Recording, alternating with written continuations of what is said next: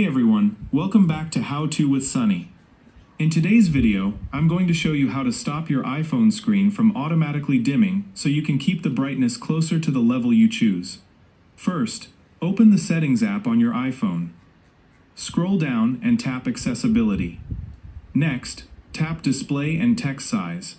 Scroll all the way down until you find Auto Brightness. If Auto Brightness is turned on, your iPhone can automatically adjust the screen brightness depending on the lighting around you. To stop that automatic adjustment, turn Auto Brightness off. Now swipe down from the top right corner of your screen to open Control Center. Adjust the brightness slider to the level you prefer. Your iPhone should now stop automatically changing the brightness based on surrounding light.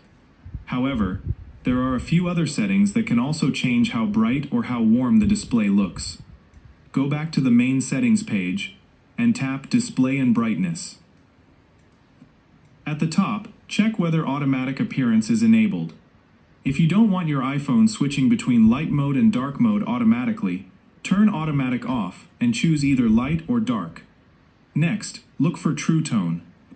True Tone automatically adjusts the color and intensity of the display based on your surroundings. If the screen looks warmer or different than you want, try turning True Tone off and compare the result. You can also tap Night Shift. Night Shift makes the screen colors warmer at certain times of the day.